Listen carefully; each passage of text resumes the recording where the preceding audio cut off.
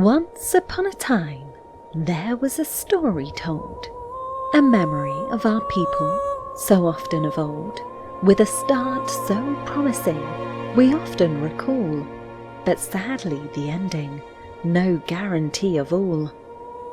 Thinking of happily ever after, a myth or just a dream, that life will bring us joy and love, or so it would seem, but no matter the ending, our memories will stay. So cherish the stories, and so let us pray.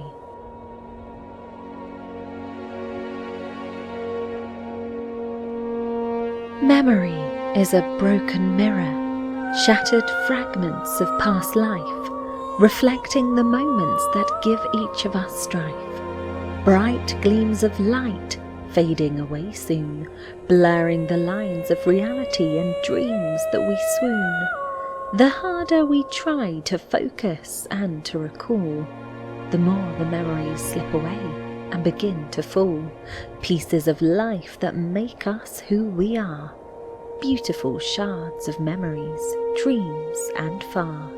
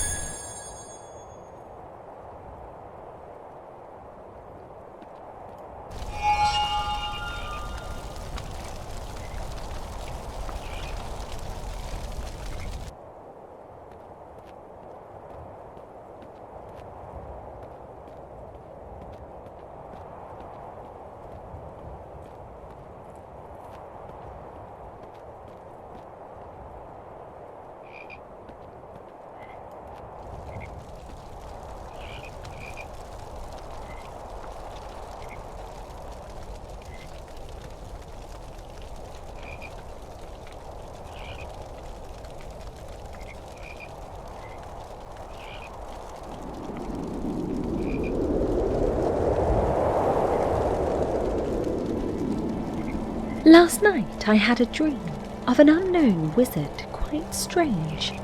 He spoke in a language I'd never heard before, a single word that changed.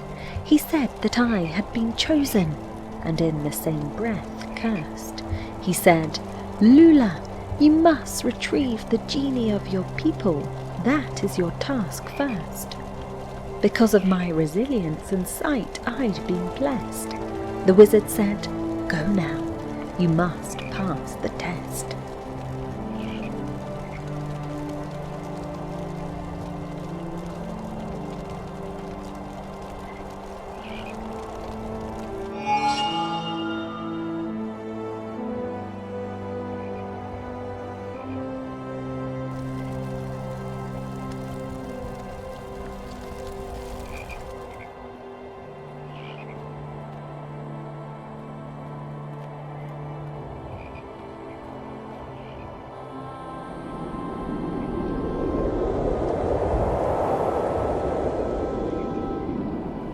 wizard who wants the genie for own is making his way up the mountain alone, for if he obtains it, our fate is sealed. We'll never again choose our own path to yield, so we must beat him and learn the genie's use, lest we be further cursed and no longer choose.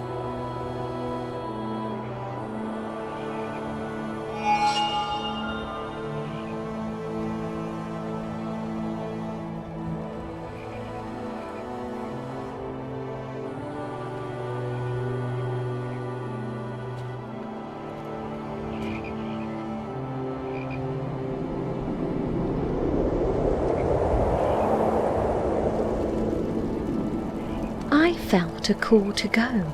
I had to answer it. So I set off. I could not linger a bit. Though the path may be long and the journey hard, I had no fear, for I knew I'd go far. Though I may walk alone, I knew I was not, for my guide unseen was never forgot. I knew I had a mission, a task I must do, and I knew it was my own, only I could pull through. The sun rose slowly, and the sky did light. I had to embark on a journey of might. To the mountain of fire I had to go, to complete this task that only so.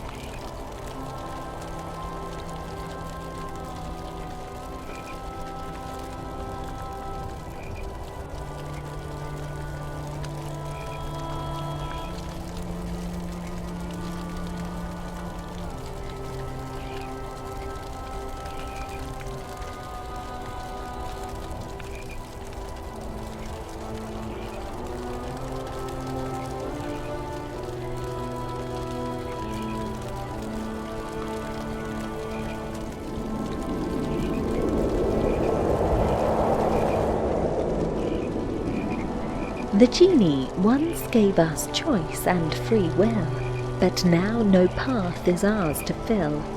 The shamans say that I'm a weaver and a walker, only I have that right to squawk her. We have hunters and fishers, collectors and keepers. In this village we are all equal seekers, but I have been blessed with a special fate. The shamans have granted me a different path to take.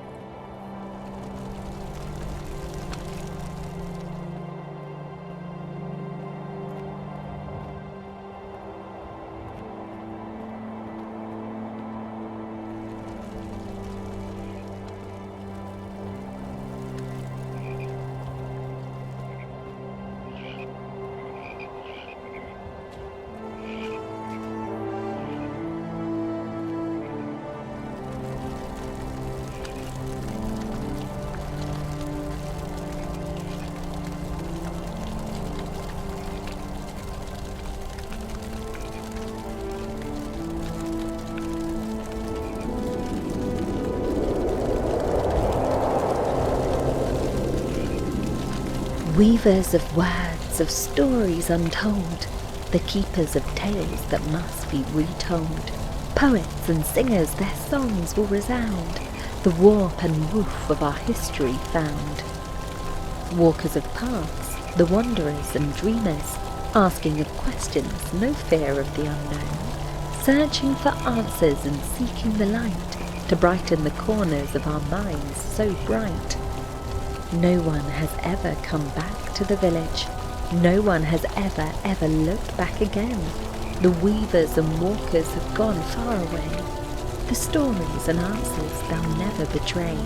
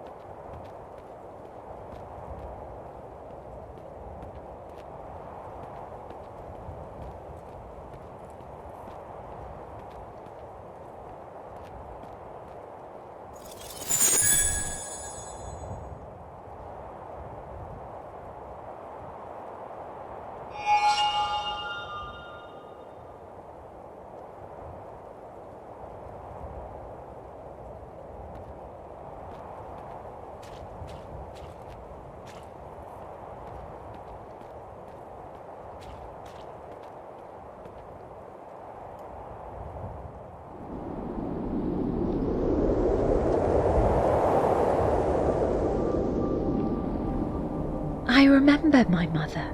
I recall her sweet face, though she had to leave me without even a trace. She was determined to find a way to break the spell. The genie's return was the only thing that could help. She was certain she was a weaver, not a walker that day, but the shamans had spoken and she had no say. So she left me in sorrow, her dreams unfulfilled. And I have dreamt of her ever since, and the village she left still.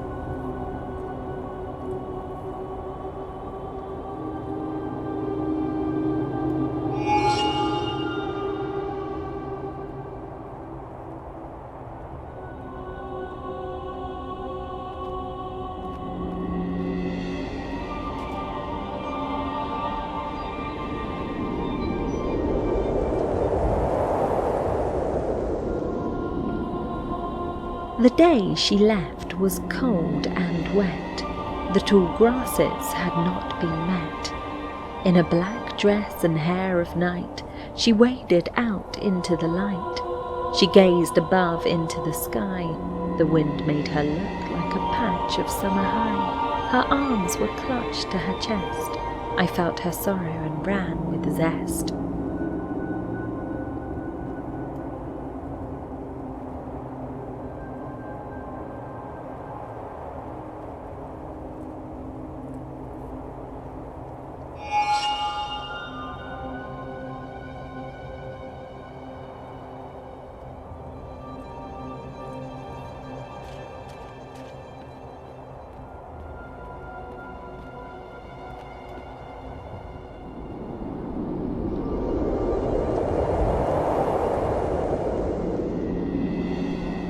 As I watched her go, I thought of tears and the words that we would never share, of a life that could have been, but was never meant to be there.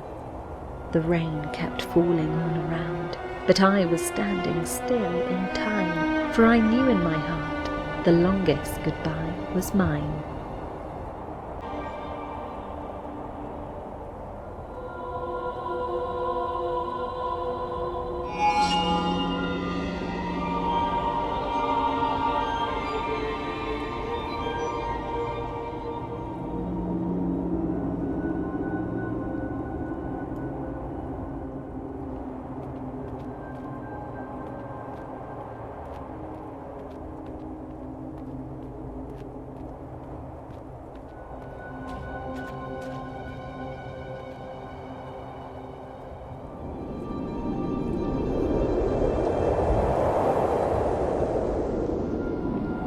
I close my eyes and see a sorrowful sight, her shattered soul in the candlelight.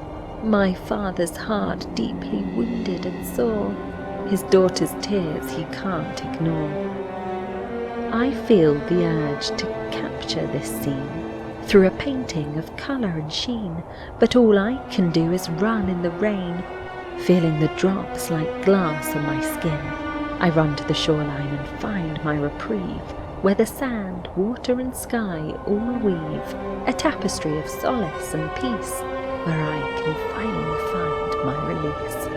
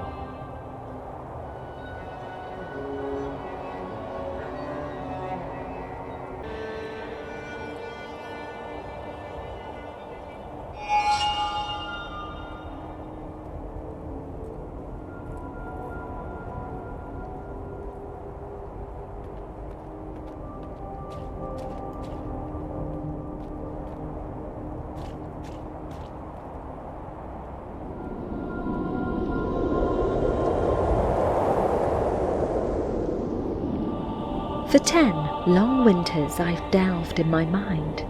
Is life just a long goodbye? A bright spark of imperfection in a sea of nothing sublime?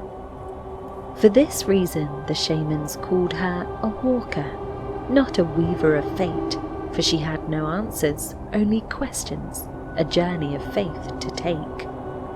A journey to find the genie, to fill her heart's cracked vessel, a path of mystery and wonder, an answer she must unravel.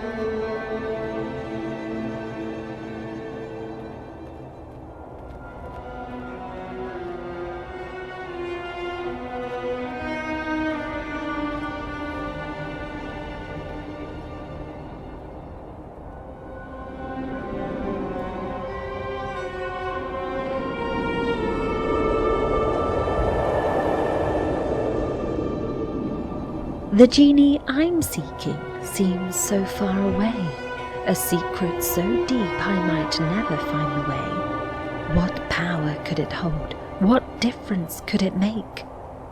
Could it harbour the freedom it seems I must take?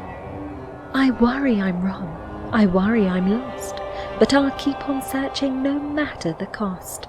The answer's so close yet so far away. I'm searching for the genie, here I will stay.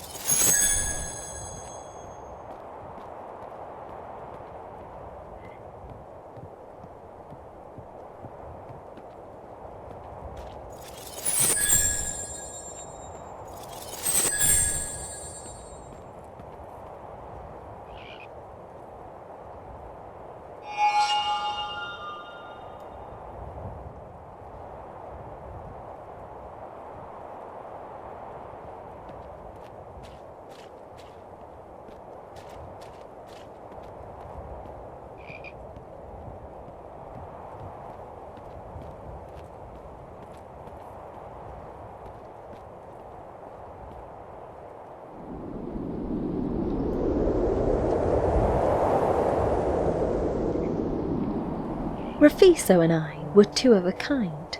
Our friendship was strong and our blissful love blind. We'd meet in the fields where the sky was so blue and run until dusk with no shoes on view. We'd return home for supper with feet quite a mess, and we knew that our friendship would stand the test. As we grew, our affections grew ever more strong. Our love for each other would last oh so long. We'd found our true halves, our one and only soul, the kind of love that would never grow old.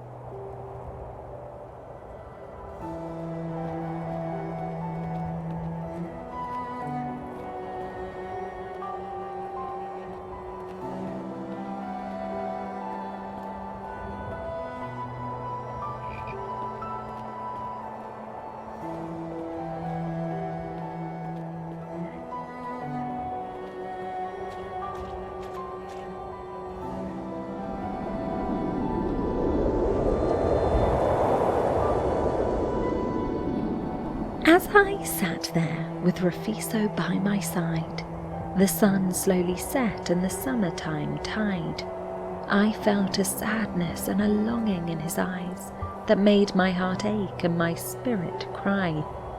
He held my hand and we watched the light.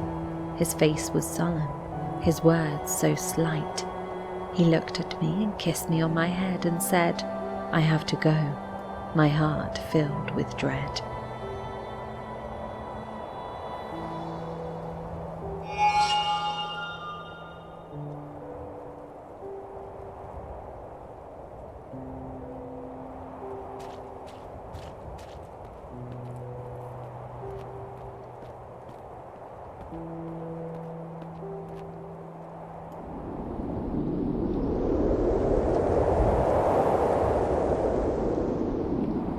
My heart was overwhelmed with sorrow. As he said goodbye and made his way, I asked if he knew he'd be alone tomorrow. He said it was the only life he could not delay. Our friendship has meant so much to me, but he knew he must go and make his own way. The fear of emptiness was greater than his fear of being alone, so he said goodbye, and I had nothing more to say.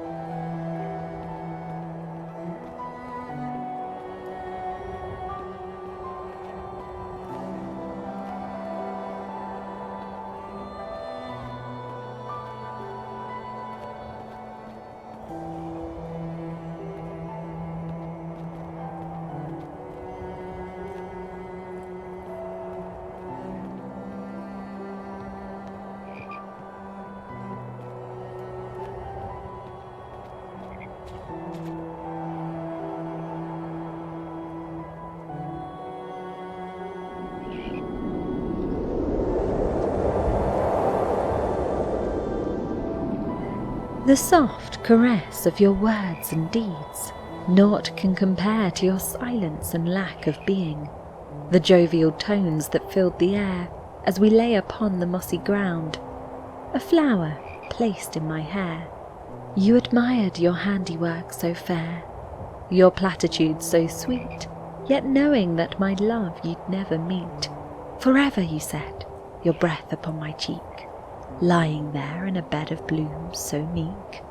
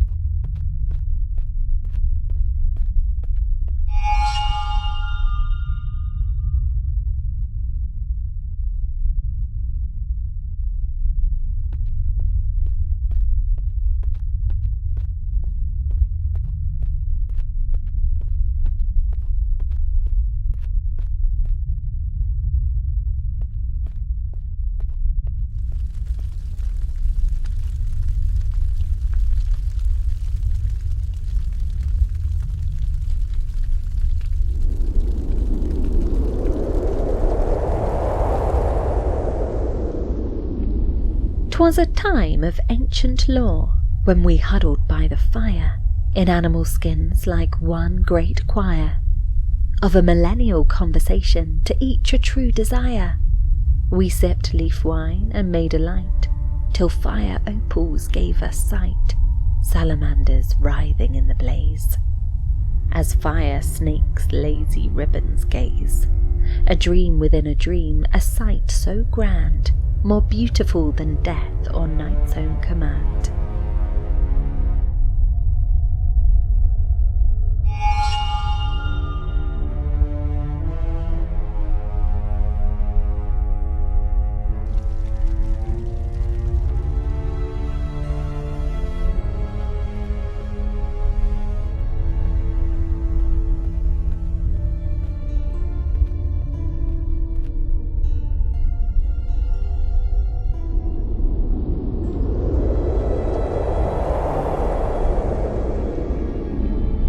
"'Twas something in our past so deep, though knowledge we had tried to keep, the secrets etched on ancient walls, spoken down the ages' halls.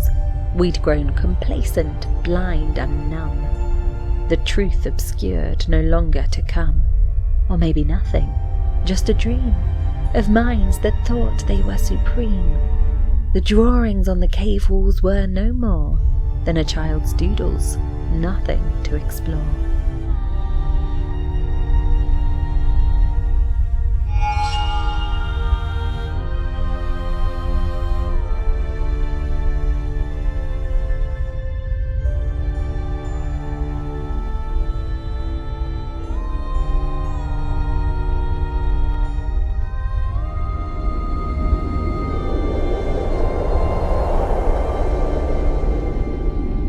I dreamed I was entombed, and Mother said with a sigh, "The vultures can't pick you, my sweetest of pies. My love for you is so deep, I won't leave you in this heap. I'm here to clean the spaces of gold rings and bare knuckles. Fear not the worms, for in death we remain vermivorous. Fear not your languid spine, I'm here to make us both entwine. We'll be scarabs entwined in this tomb, side by side, till the end of time."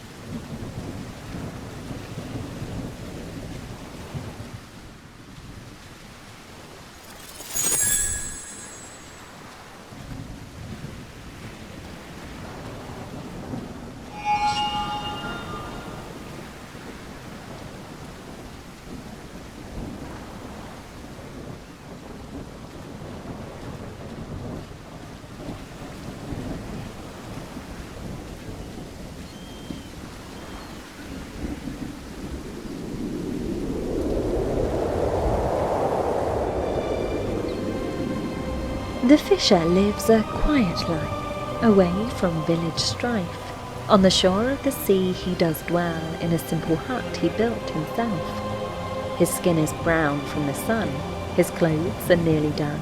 His hair and beard are long and unkempt, as if never cut or combed once in his life. He spends his days fishing away, casting his line in the bay. He's a man of solitude and peace, living in nature's embrace.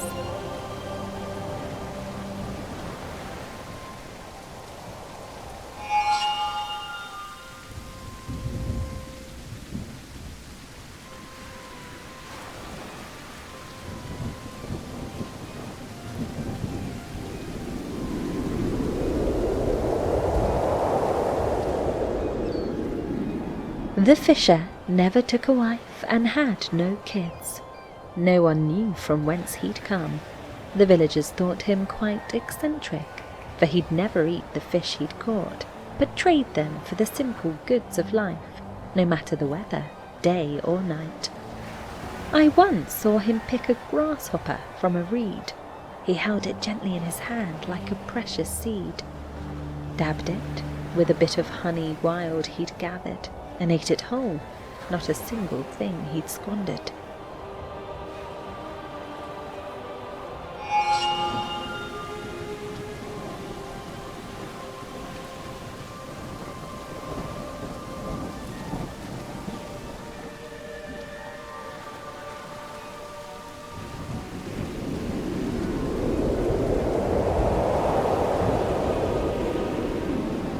The fisher had a plan that he would not depart, to catch each fish individually by its own art.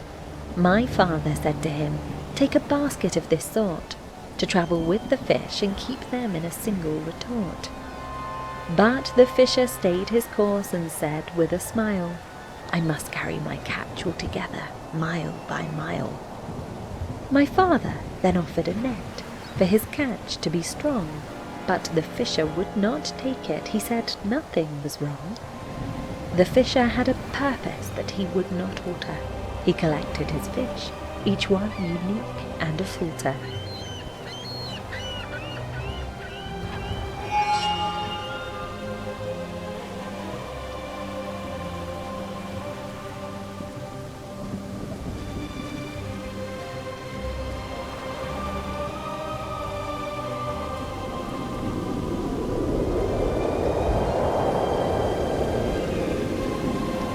I sat and watched the fisher quite still, his eyes on the skies without a thrill. He asked me why I had no shoes. I asked him why he had no too. He said he had no need to wear. I thought it odd, I must be fair, but something told me he was wise, for shoes or not, he'd seen the skies.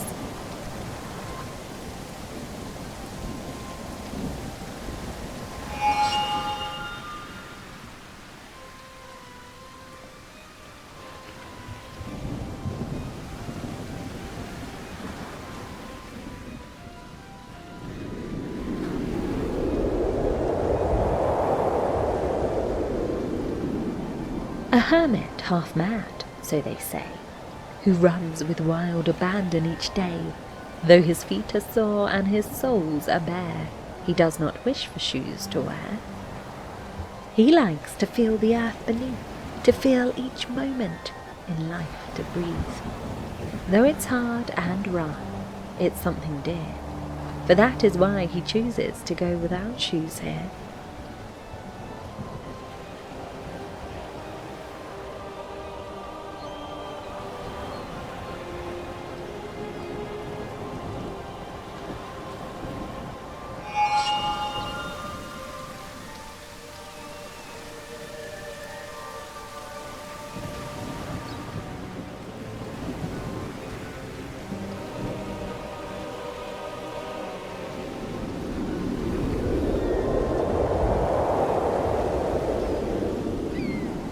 Though the world may say I'm mad for caring more than I have had, I say it's truer madness still to collect more than we need to fill the void of life's emptiness, for in the end it's us who are possessed.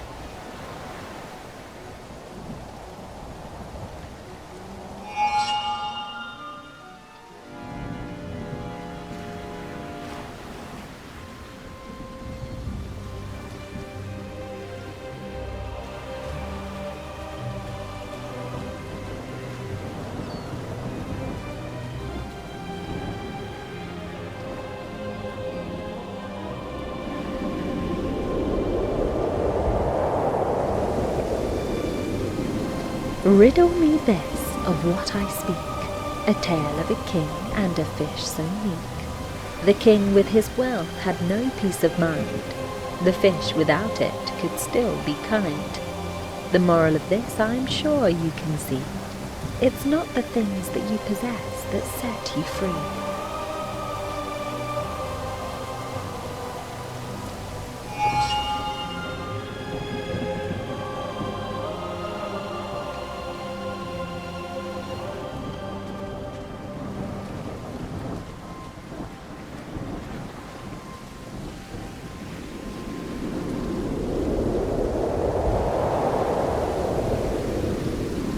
A king who hoarded all he saw was master of the things he'd store. He gathered riches, yet his need increasingly he'd want for more. His every whim was met, though his kingdom sadly fell. The more he gained, the more he'd jealously hoard. His wife and son neglected, he'd pile up his wealth in a chamber sealed away by a key. A son so young and filled with glee found the key to set him free from the chamber of his dad. The door he opened, delighted and glad.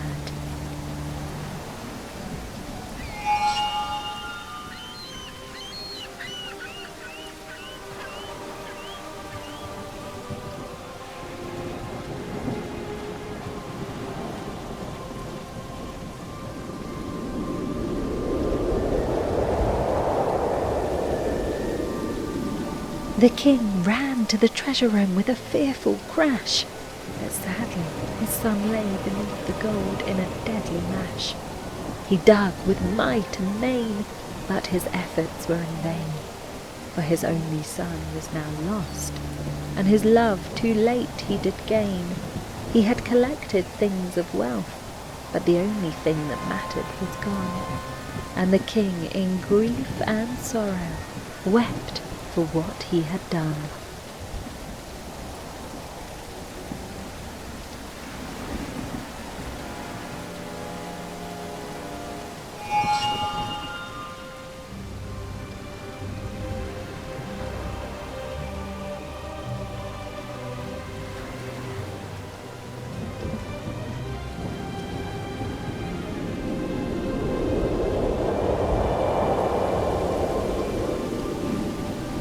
The king once had riches, a fortune to behold, but now he's grown wise and his treasures he sold. He gave away all that was his to the poor, and he set out alone to live without more. Was this mad fisher once a king? I found it hard to believe, but he said, "Lula, wisdom comes at a cost, and it's not easy to retrieve." He had a saying to share, "It's wisdom the owl does bring. The wings of knowledge only stretch at twilight's ring."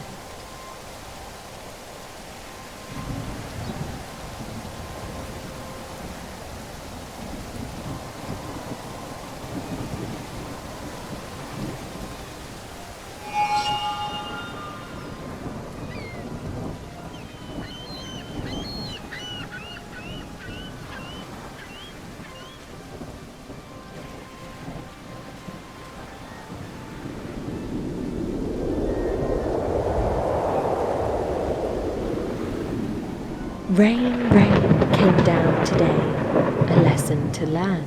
That much I say, the time to change I can't deny, but only if I choose to try.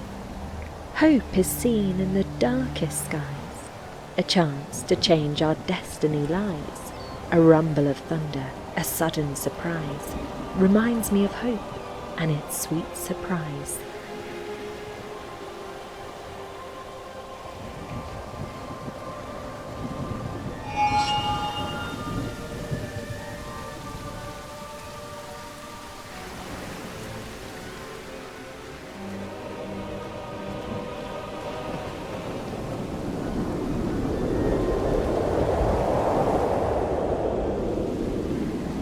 The fisher looked up at the sky with a smile.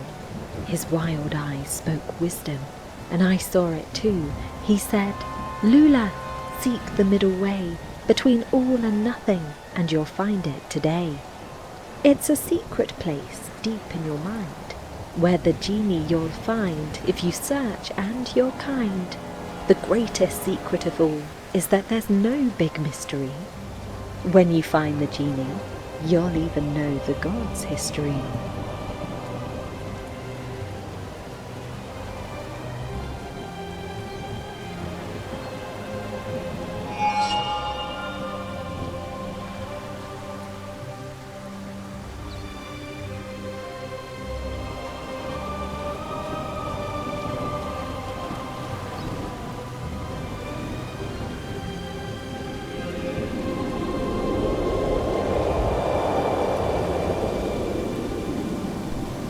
A madman spoke of a genie. It made no sense to me that there was a secret of no secret at all, but I listened to his call. He said he'd been told by a wizard in a dream to search for a genie, or so it did seem. Was it a dream or was it real? I can no longer tell. Are we all in a dream? Is a godly being real? I'm starting to feel confused beyond belief.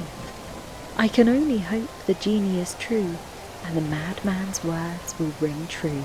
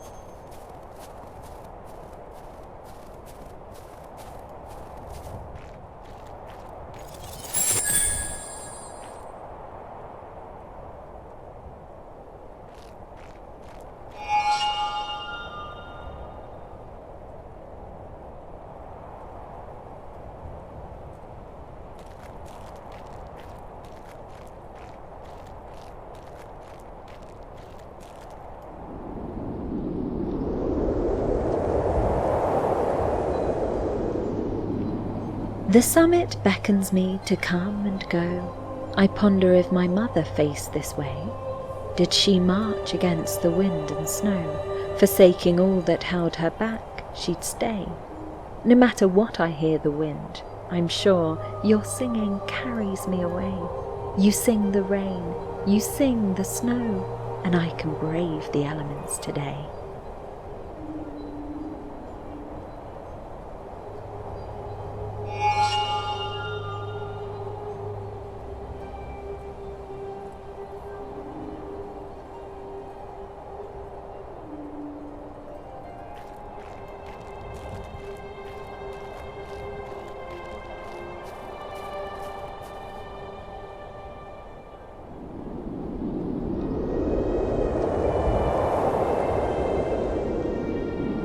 Your beauty so fair, my heart so aware of a love that I feel so close and sincere.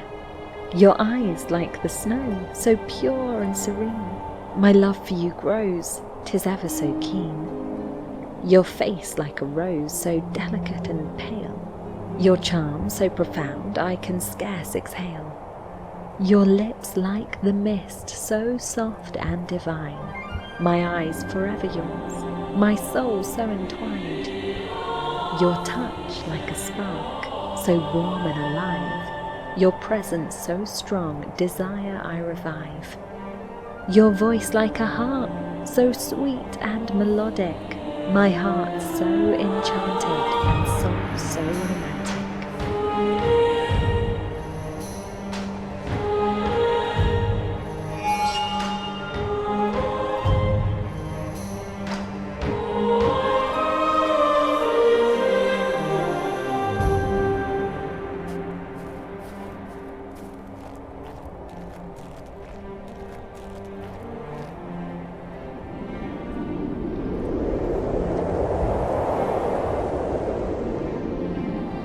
The chill of winter comes so strong, it brings the pale promise of hope so long.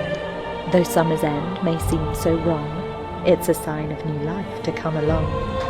Though the green of summer's quickly gone, we'll brave the cold and stay strong. Though spring will bring no promise of return, we'll remember the warmth in our hearts to learn. Though summer may have sworn no reprieve, we'll still sing, trusting in what we believe.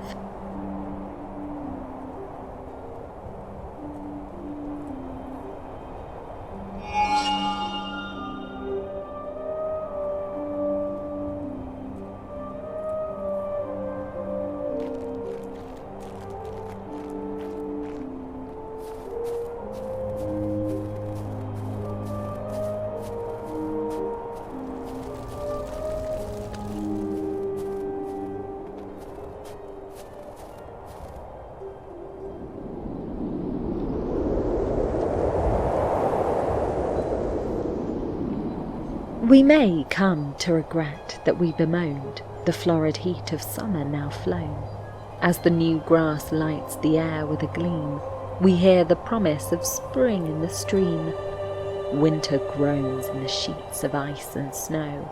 Our mittened hands cupped against the cold, we sing of life, of hope that will grow, and meadow birds join in our song of old.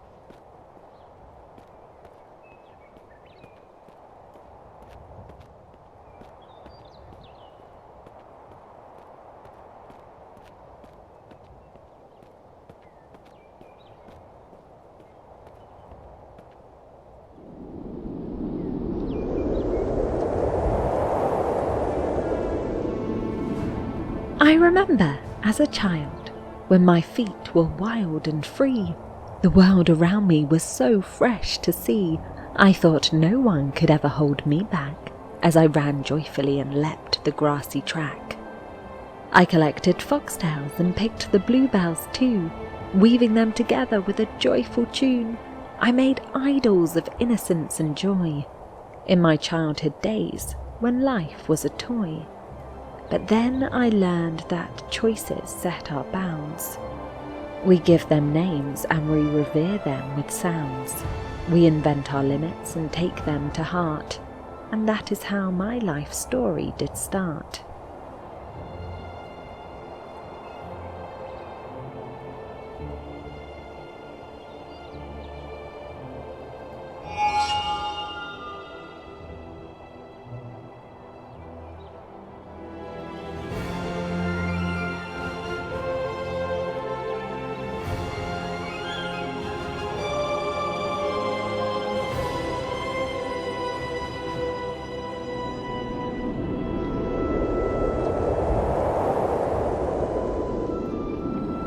Spring is my beloved time of year, when foxglove, bluebells fill the meadow clear. Their beauty and grace bring a temperance so reverent, for I'm walking in a garden, seemingly innocent. Though we know this story of innocence will not last, still spring holds me, and nothing can surpass. Her sanguine nights come alive with hopeful expectation, a dormant beauty with thunders of reticence and elation.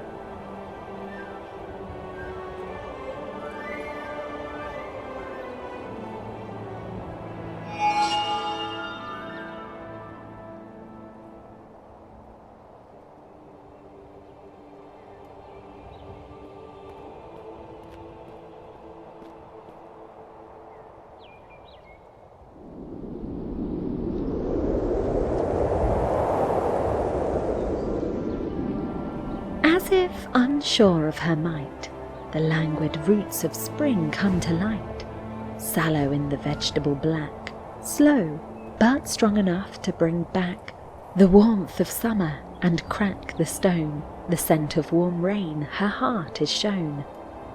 A verdant whisper of sprouts is heard, her tremulous love opens rivers and birds.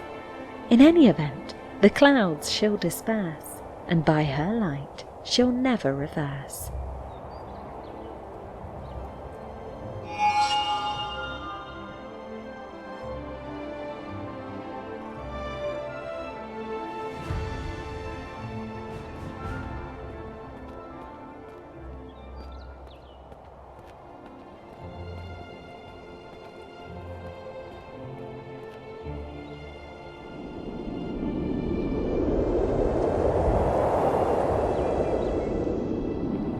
The winter we had waited, so anxious and tense, for spring's sweet fragrances to break the frost's offence, her feast of lights and blooms a promise made to keep. She holds me in her beauty, for knowledge I must seek. She sings me sweetly to love, I must surrender here, in gentle propagation of the annual's cheer.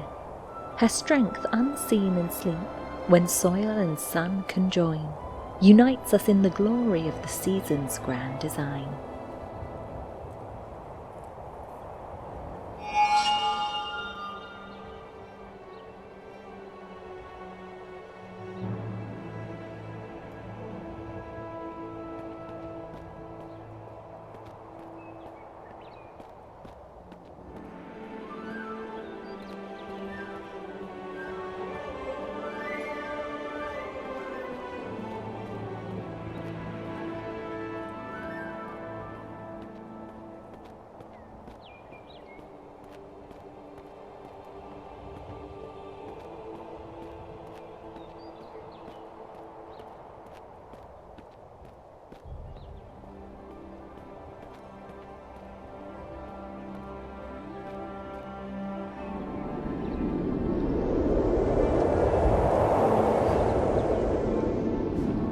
Spring awakes! To me she brings a brilliant light and joy that sings. When rain descends, the world's alive, new life to us by nature's drive. When she dreams, she casts away the darkness and the rot of day. When she sings, her voice divine colours my world so sweet and fine. When she rises, in me she wakes, the sky anew my soul she makes.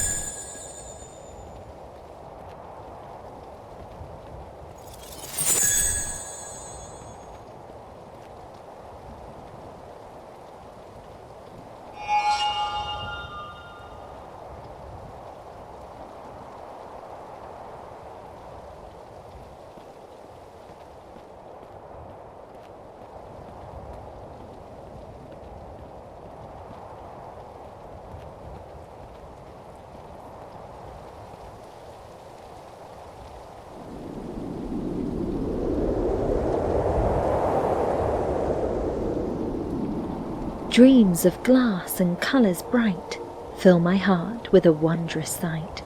The potter's shop is a prism of light, sparkling gems of colour in sight. A vessel of each hue and hue, a liquid inside to view, mysteries of colour to explore, the potter's shop an ocular chore.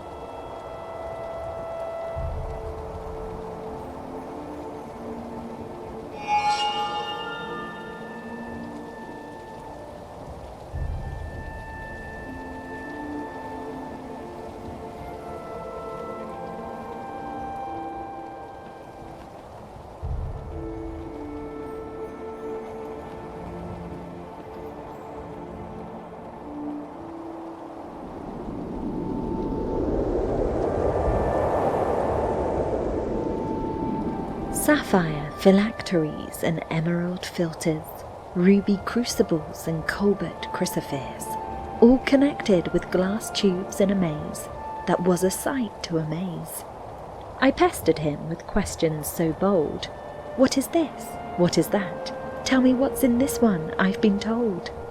His words were cryptic, his focus intense. With thick glass lenses, his eyes did not flinch. He spoke with a vocabulary so grand, words I'd never heard and couldn't understand.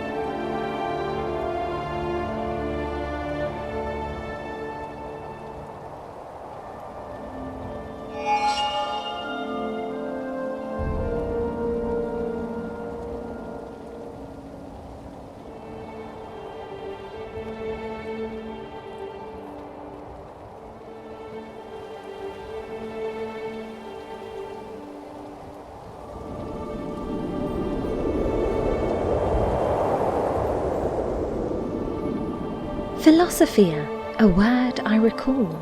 He said it meant love of knowledge for all. A thick square bottle of sky blue he picked up. Peering through it, his thoughts began to set up. Dreams are gods of memory, he did say. Whispers of our world along the way. In a jar stood a liquid dark as night, darker than stars without any light.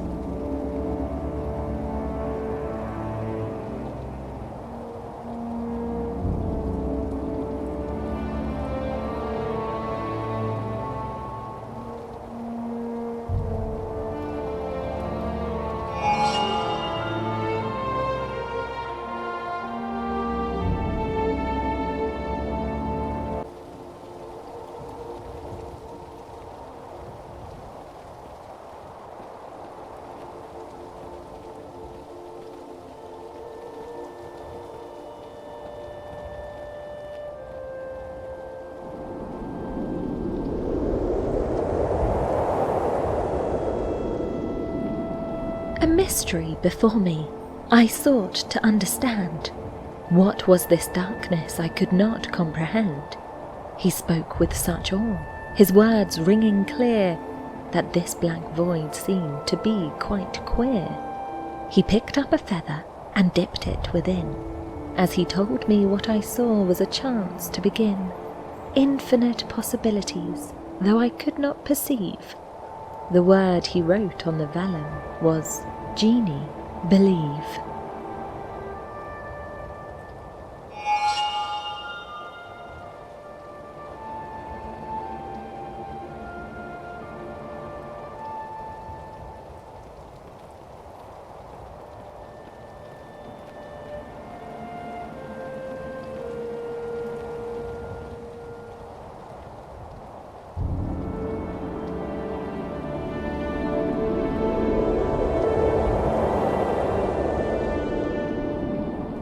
I awoke in the morning light. The sun was shining brightly. I pondered the genie and his word of the night. The stone was not a stone, he said, and with clarity I could see that it was something more than what it seemed to be. So I went my way, and with haste I did flee, away from the genie, to ponder and think, what could it be? Dreams and thoughts filled my head, and I felt a sudden glee. The stone was not a stone, I knew, for it was knowledge I could now see.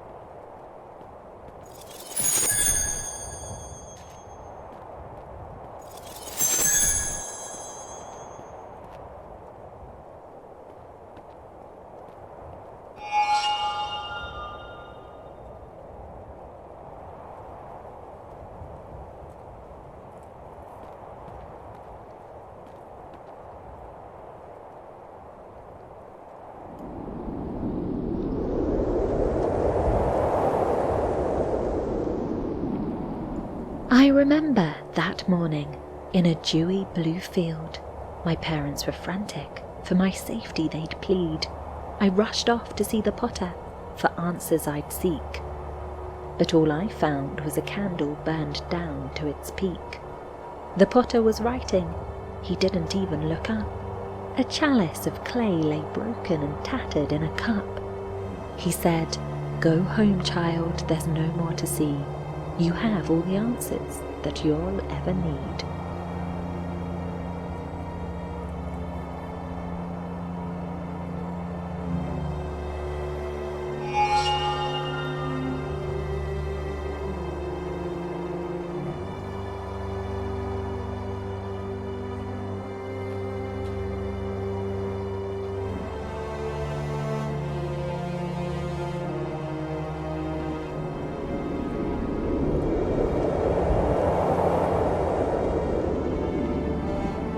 My father weaves with words of old, for tales of our kin to unfold. In the warp and woof of every blanket, and every basket and winter cap, he led me to the standing stones, where the sea pods scraped along the stone. As I watched my father braid and weave, his stories of our kin I did receive. Silent hugs and a knowing look, my father shared his stories in a book.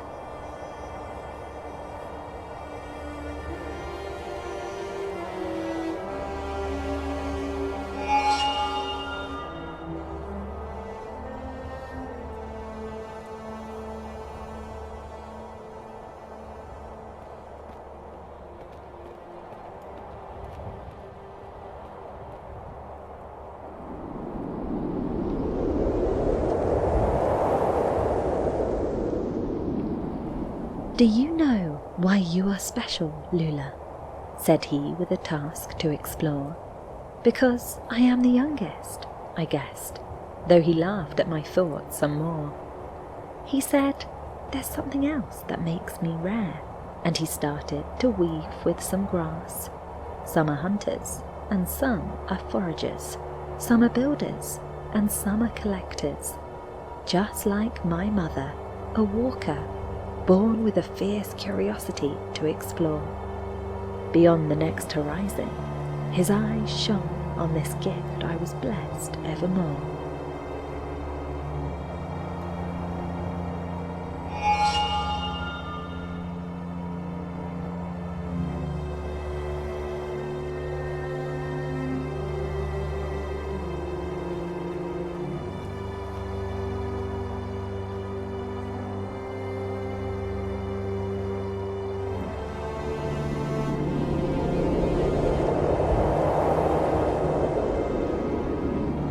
He paused and looked at me, his eyes so full of pride, and spoke these words of wisdom that I still keep inside. "You are unique, and something more, a weaver and a walker. Your destiny to make and create, a maker of your own maker." He then gave me a glass bracelet and a knowing look, as a reminder of the hidden depths that lay beneath the nook. Almost nothing is as it appears. So much more lies beneath, history and secrets, each one a part of the whole beneath.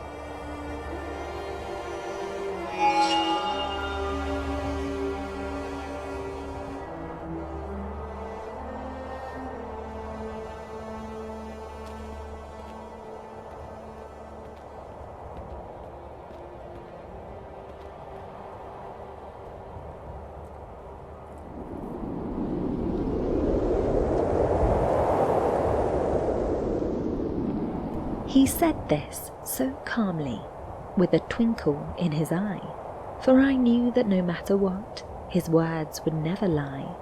The path I choose to take will shape the story of us all. To make sure it's a good one, I'd best take heed the call. I'll make my own decisions, my path I shall make clear, and when I meet the genie, I'll have no cause to fear. What is this life but an introduction so long? The decisions I make will be where I belong.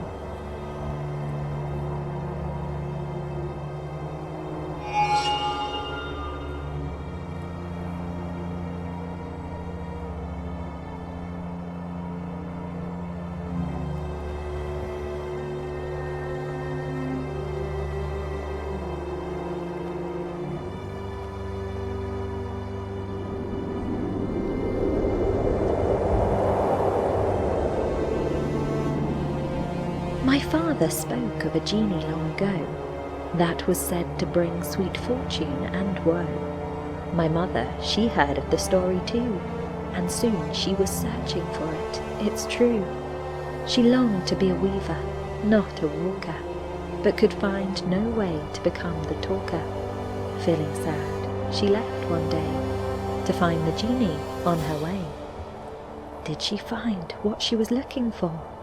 Did the genie bring her a new life to explore? We'll never know until she returns, but I'm sure she found the genie's magical yearns.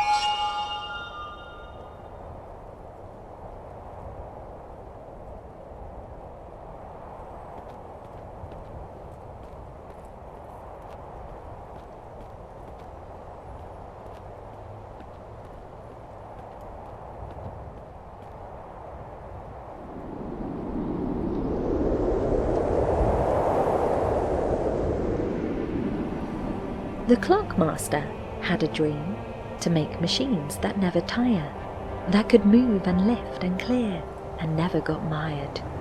He worked hard and made machines of steam, but the people didn't understand. They feared his strange dream. So he moved away to the city and made his machines there. The people still talked of him, though they were unaware that the clockmaster had made great things that changed the land. And his machines still hum today, an ever-present hand.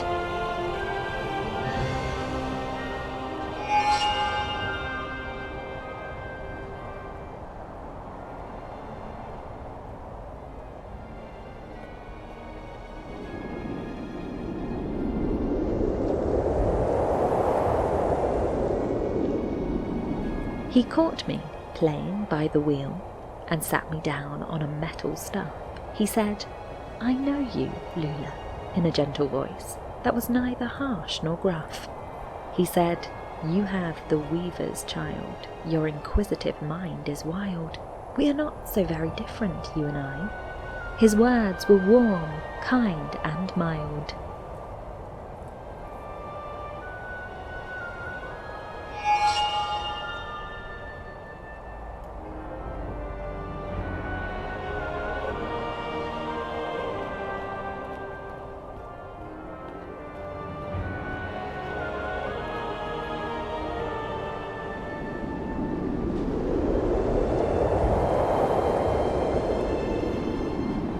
The people may say he's insane. They fear his contraptions, though they can't explain. He furrows his brow, his gaze to the town, where people go bout their day up and down. In a hushed voice he says, with a smirk, what they really dread is the truth to uncover. The truth of who they really are. That knowledge deep down they would never dare. The machine nearby stops, curiosity in its eyes, as it looks upon them, as if to realize.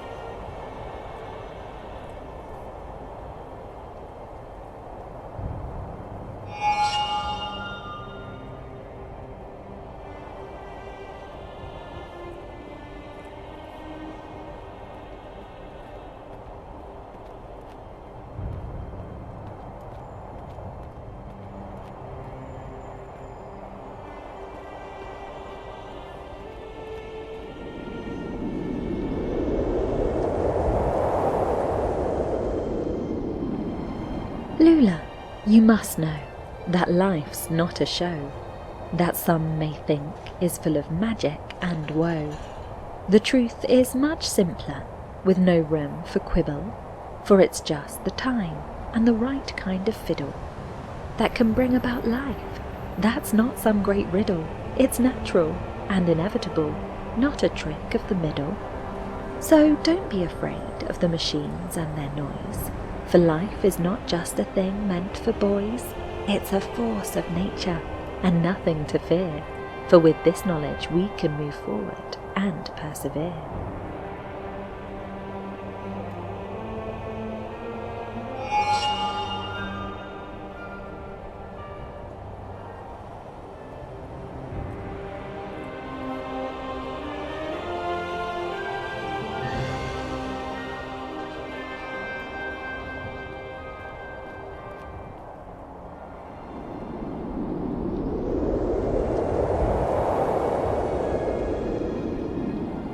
What they really fear in the face of their reflection is the thought that they too are a machine's conception. Though they think they are free, they are no more than a rat, unable to break out of their life's maze-like trap. He sighed, and then said as he walked away, "Lula, now go, machines need work today." He looked back and said with a voice so wise, "Stay curious, Lula, and open your eyes. Explore and find the genie and never give in. Question it all, the power is within."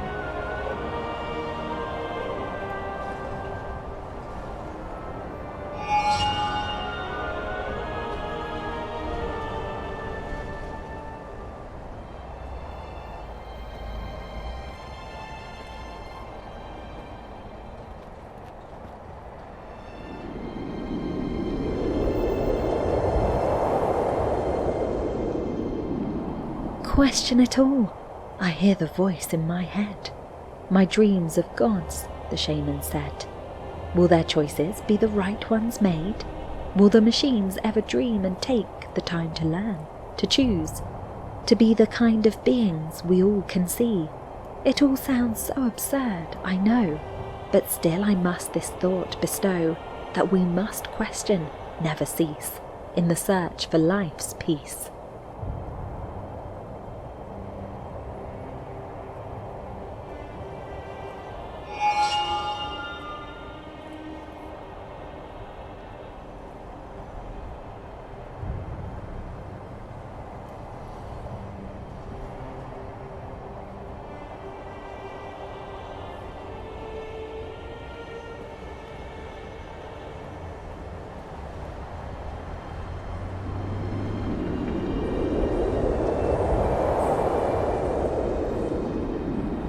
Perhaps the clockmaster was mad, 'tis true.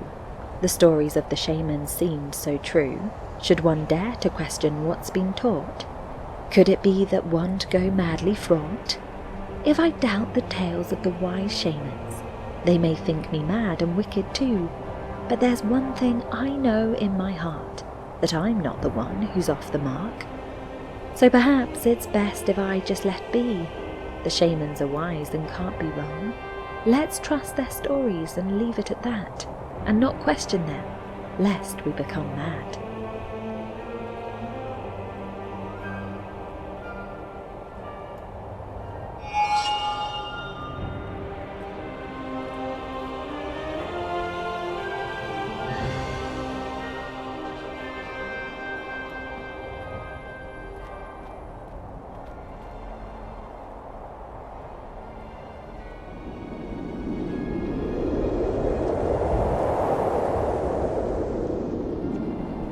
I dreamt of a carnival so bright it came to our village one night.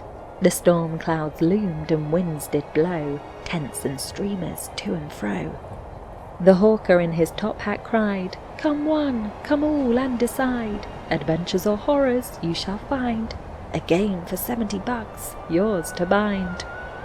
The people, with eyes so wide and blank, filled in slowly with no rank, they came to the tent of mystery, to test their wits and guile, you see.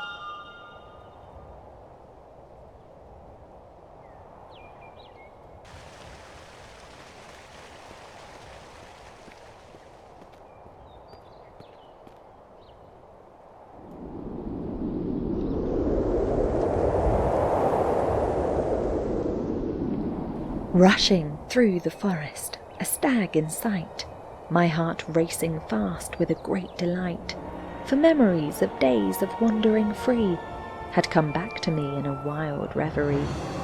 The scent of the green so fresh in the air, the singing of birds, I could not help but stare, when, round the corner, a crashing sound, a stag was there, fleet-footed I found.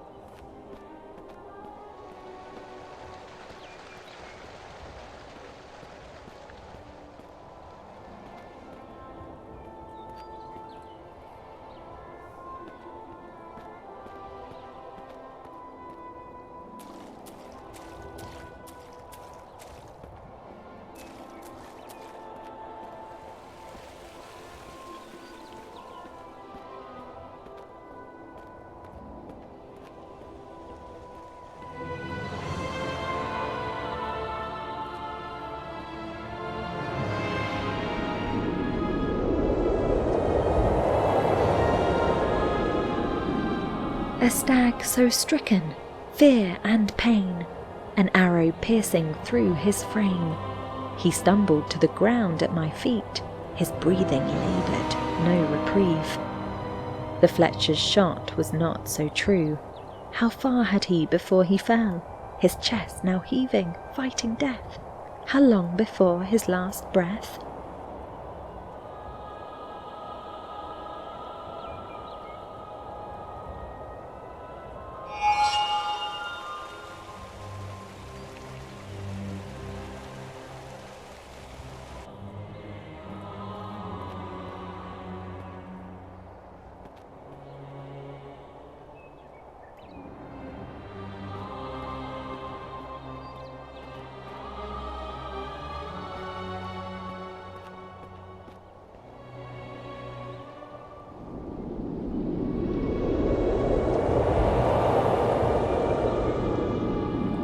I stroked his fur and whispered lies, that all would soon be fine.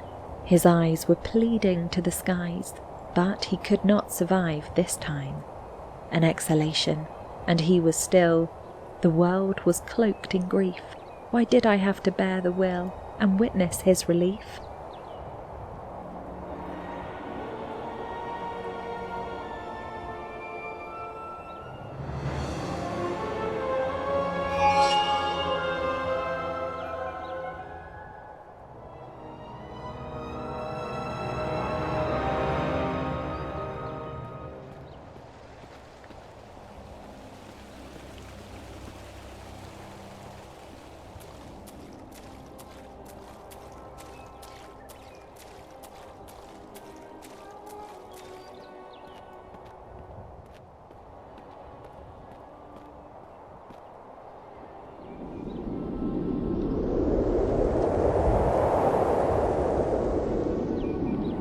I have held the dying in my arms, so frail and pale, their eyes so dim, no more their tale. My faith in fate, it had been shattered. No gods, no heaven, no afterlife mattered. The shamans had lied to make us content, no divine power to make us repent. My broken heart, it could not mend. The pain of life, it would never end.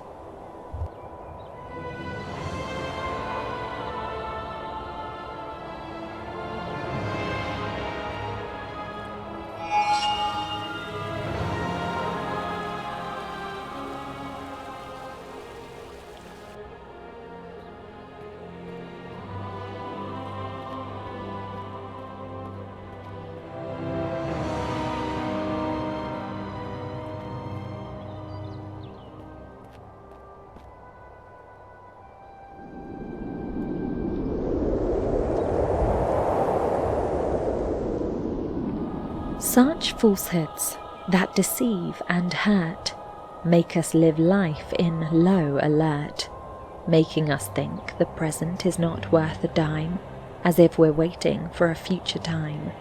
We pass the days in idle reverie, hoping for more, but life passes quickly. The moments we have all fleet away, and we've nothing left to show for our day.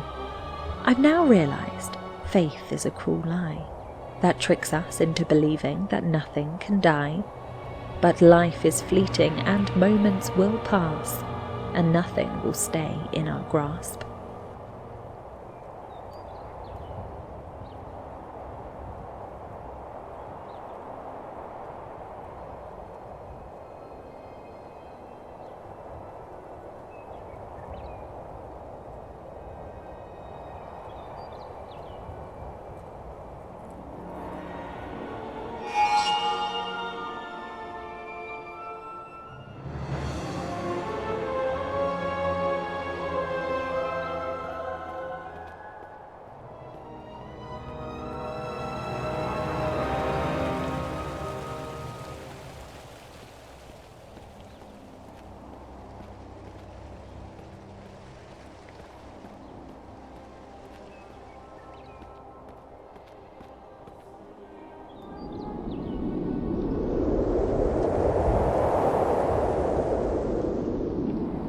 The world may be broken, but still they persist.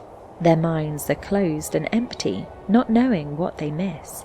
No truth can touch them, though it's right before their eyes. They wander through life, believing their own lies. For they fear death, knowing of its certain end. The truth they deny, a journey they pretend. Without knowledge, they wander through life in a daze. Loving themselves, they wander in a maze.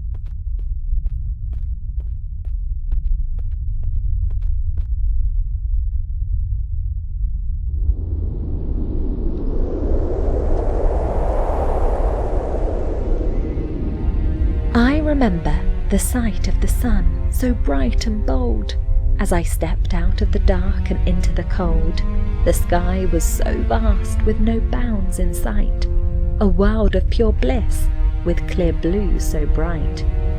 We trod on the land with pelts to keep warm, our senses alive, so much to explore. The smoke rose around us in plumes so high, like inky rivers flowing to the sky.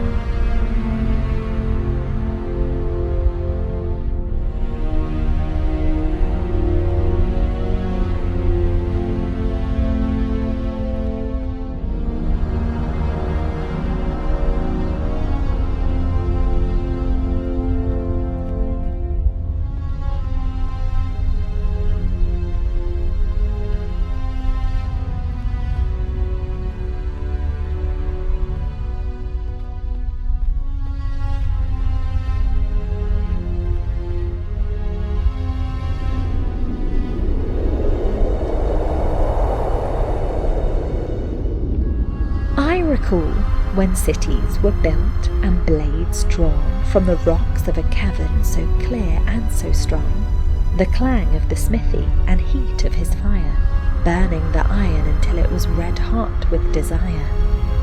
The eyes of those around, black and so deep, were filled with knowledge they'd gathered in heaps, from the rain of the spring that shaped their domain, and filled their lands with a mud that was so plain.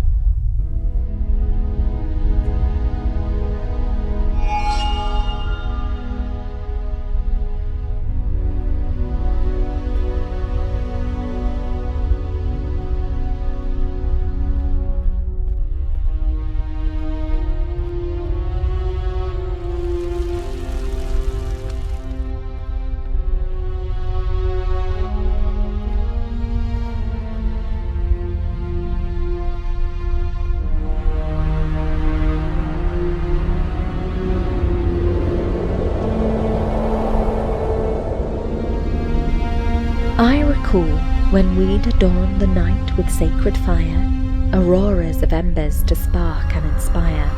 When the moon's light was our guide and its sign, we'd make sure to honour its power divine. With the dawn of each day we'd seek out the stars, to follow their paths and learn from their bards. We'd use our knowledge to craft mandalas, to connect the lunar cycles and annals.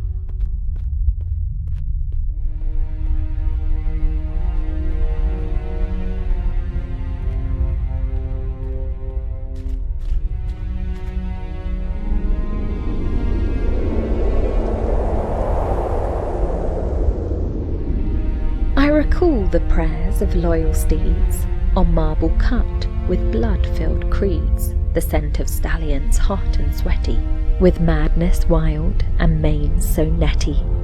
We crushed the grass and did not care, our fear seen in angel bones we'd tear. The wind was strict and had its way, it brought us rules, no time to play.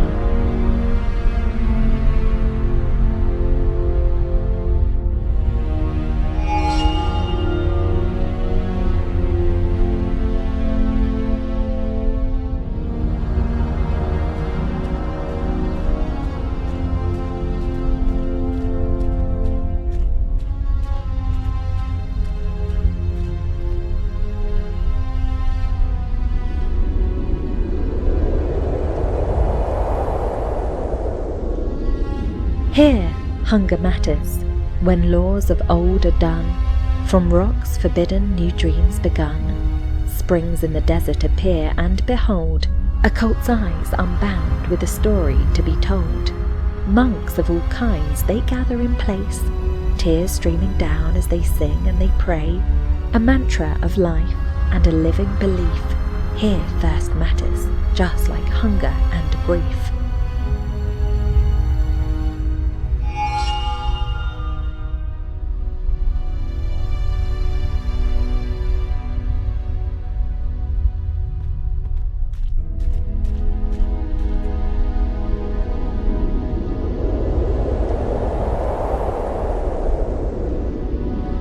The city's once bright streets were now a cesspit of disease. All its golden walls now cracked and split with ease. The roads were made of tar, no bread to eat, mustard weeds trampled down by the elite's fleet. Armoured locusts, beetles and mantids that prey, assaults of terror, bronze and dismay, the military parading in cloven hooves, an army of pestilence no one can prove.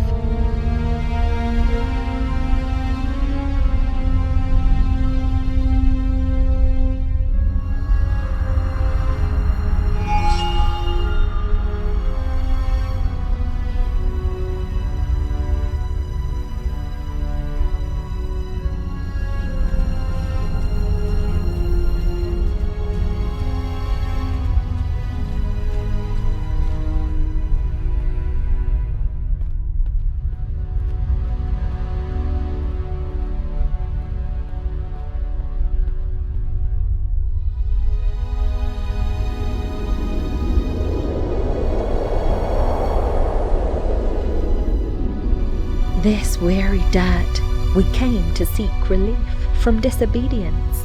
With hot anvil's heat, we forged a golden light, flames burning bright, to speak the word of silence, vast and deep. The mouth of forever opened wide its maw, across hot dunes, an ever-changing floor, a history we found, forgotten in halls, woven with contempt and plucked apart no more.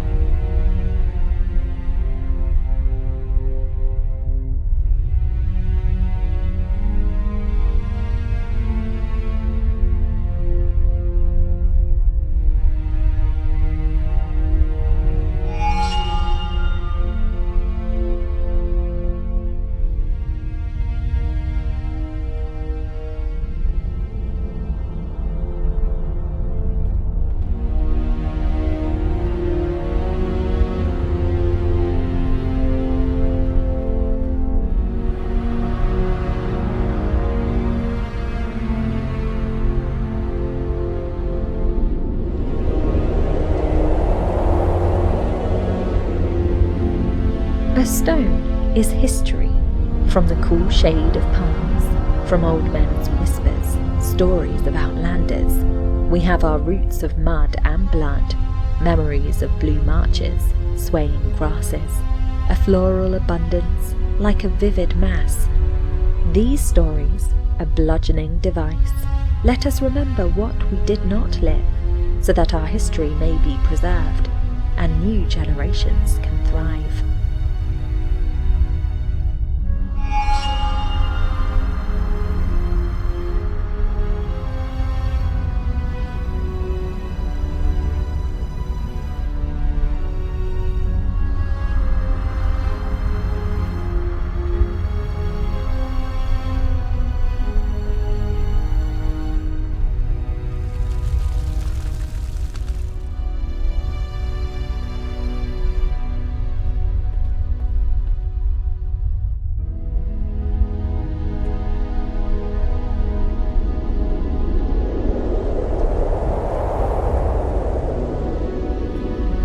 The tales of seraphs with wings so divine, their kingdom beyond the muddied sky, cream-coloured in light and sweet honeycomb wine, floating in parades in splendour so high.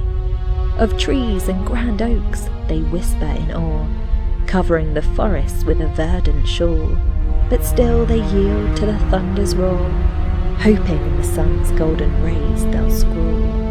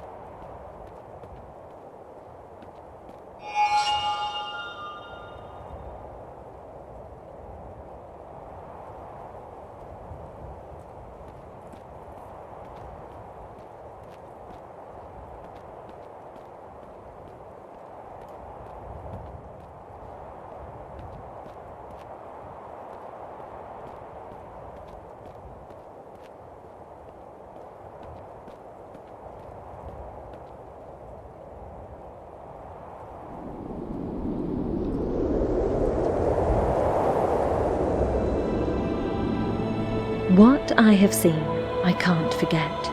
A vision of a people met, a sky of broken shards, an end so hard to bear. They held on to hope until no one was left. The end was a slow burn of a life so bereft. A vision of the future, a fever dream, fragments of memory, yet not of me. The final moments of a people doomed, a long drawn-out whimper of life so consumed.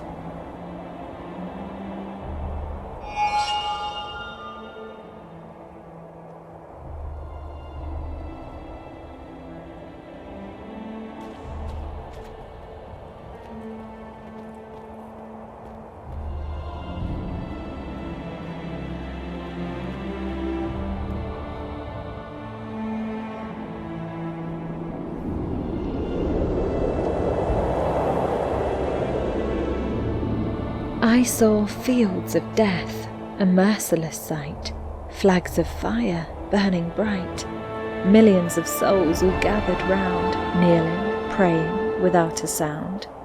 Hope that blinded, made them blind to the truth they couldn't find. A young mother looking up, trying to shield her infant from the cup. Her tears the only water I saw.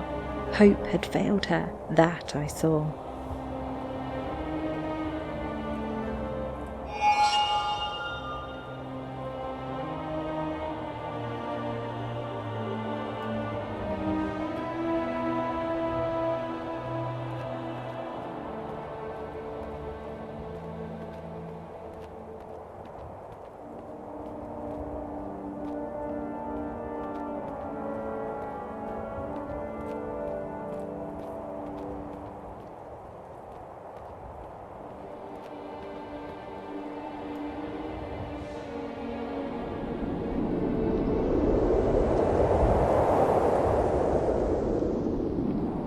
The snow falls on a stilled world.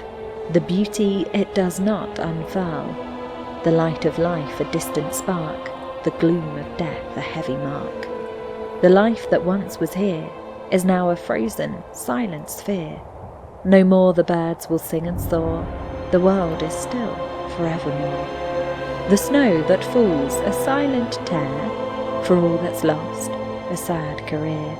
A hush has fallen, a great repose, a frozen tomb no one knows.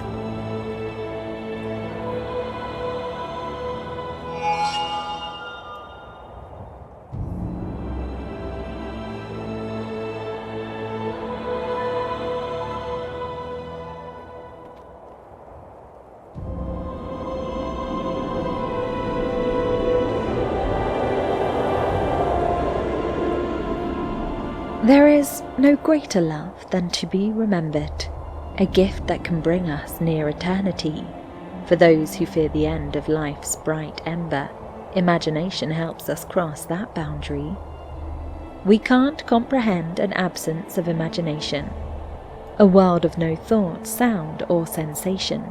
So we seek to ignore the great unknown and deny death's finality with its own throne.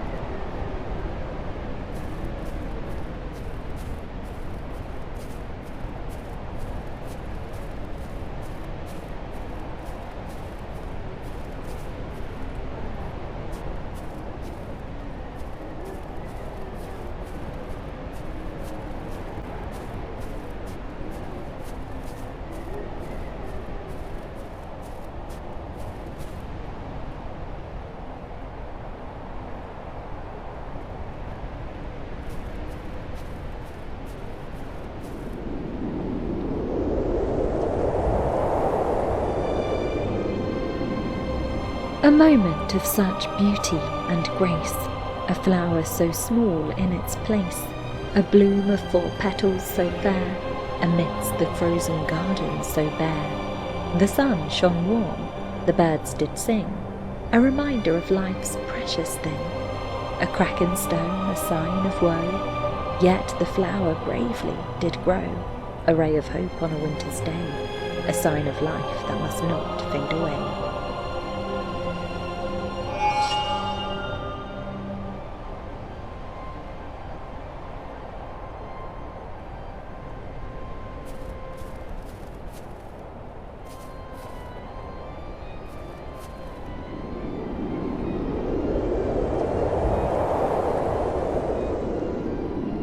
Kneeling by a snow-white flower, I paused in awe, astounded by its power. In a world of frozen nothingness, it seemed so delicate, so helpless. But something deep within its core must have enabled it to endure the harshness of the elements, and against all odds it was sent. It's not a trick of some mysterious fate, but a fortunate incident of nature's state.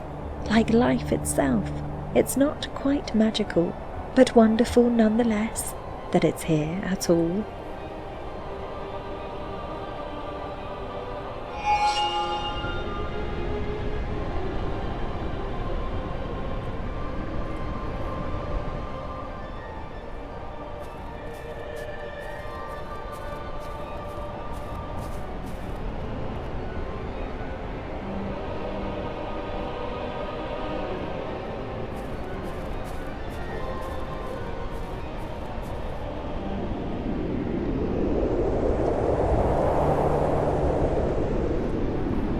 Riddle me this, I'm oft confused, the shaman's teaching seems abstruse.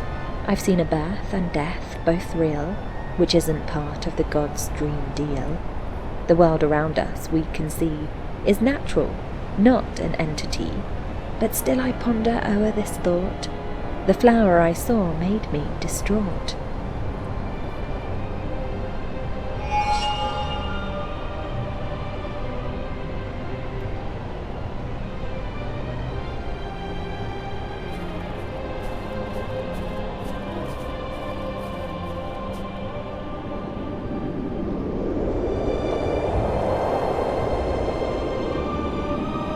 My thoughts I dare not share. They say I'm wrong, for to challenge their shamans is not strong. They'd think I had lost sight of the divine, and that reverence towards life I do not find. But I do seek the beauty of a flower so small, that amidst a garden freezes and yet stands tall, a sign of life that I can clearly see. It's a profound reverence I wholeheartedly feel.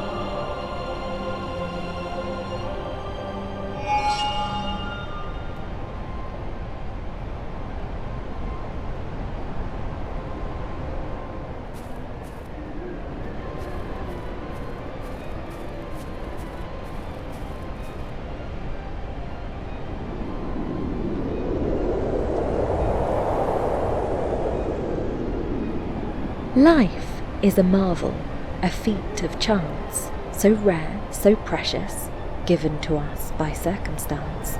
It didn't have to be, yet here it stands, a testament to time and its mysterious hands. It's not some grand design, no fate divine, but a quirk of nature, its beauty so fine. For life is a champion, a force to be reckoned, a feat of the cosmos, an enigma beckon.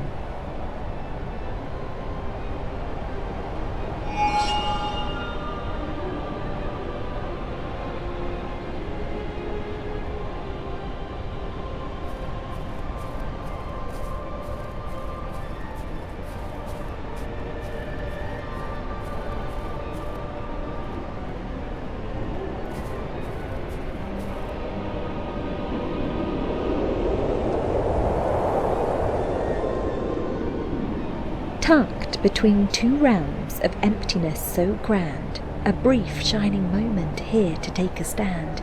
Life, so rare, so beautiful it sings, in mere joy my heart forever clings. To never squander a moment, however fleeting, This one chance to life I am now meeting. We live and laugh, learn and grow old. Love, death, between them we can be bold. Let us make it beautiful. This chance we are granted. We'll seize this life, and with it be enchanted.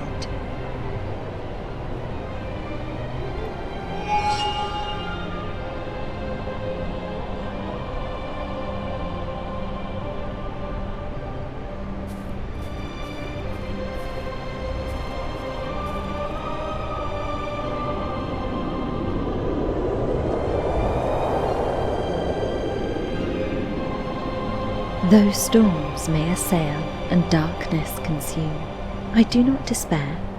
My fate is determined, and I will go where I'm steered. Though I may not know what I'll find at the end of my road, I know that I've lived, and that is my gift bestowed. Through pain, sorrow and joy I have lived life to the hilt. I have loved and I've laughed. I have given and been split. Though the end may be near, I shall not rue the day, for I've had this one chance to live life my own way.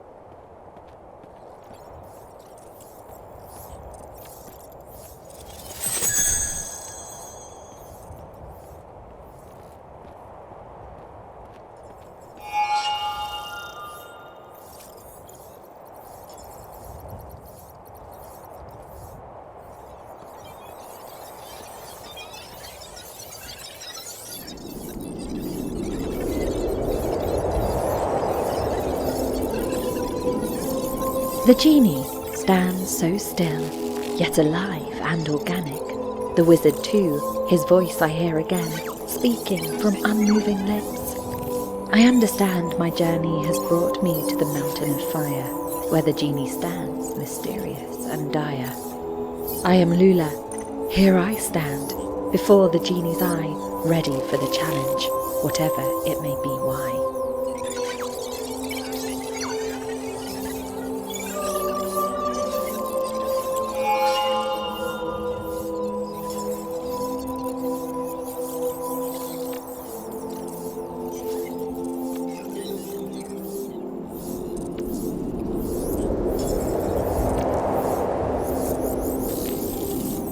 In facing the shadows of your soul, you have found strength, found hope and grown. The answers you sought, they're in you whole. And you've gathered all the shards, now you're not alone. The wizard who sought to bring you down is still wandering on a longer road. He thought it was easy, but he's been found. And now you can touch the genie, your program has been foretold.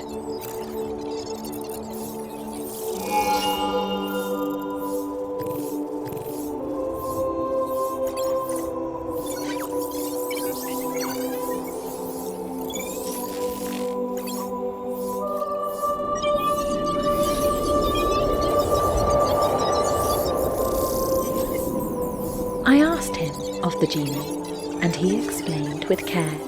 The computational construct, a processor was there. He'd introduce a packet of data with Lula as its name. My first moment was before I chose the path I'd claim. He told me that the genie could help with information flow. It'd organise the data and run the program we know. It'll be my guide and helper with answers I require. It'll make my life much easier with no need to perspire.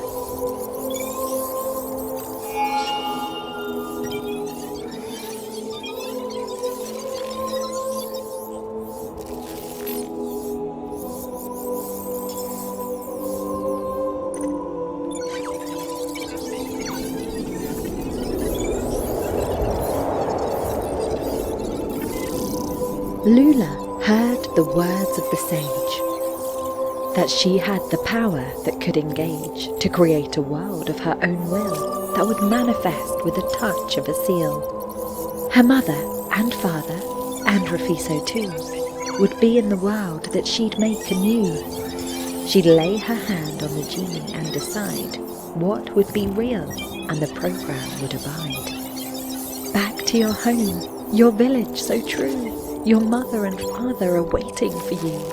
A program is set to run endlessly. The joy of reuniting will bring you glee.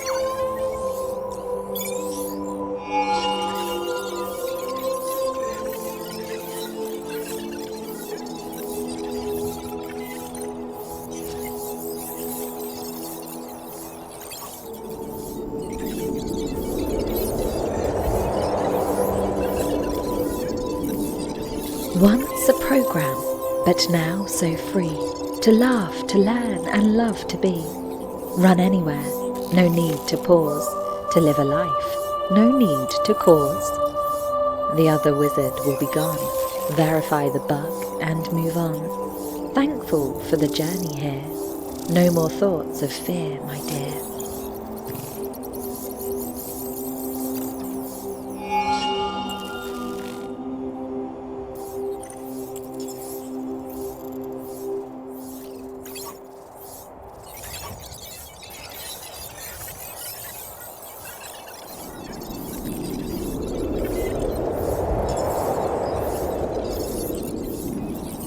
My hand was trembling as I touched the genie's side. Its warmth was like a dream, and I felt alive. The fantasy I'd built was suddenly real. Forgetting that it once was code, I did not feel. I'd be with my parents soon, I knew inside. A freedom and joy to be shared side by side. A tale of magic I'd soon be able to tell, for I had released a genie from a magical spell.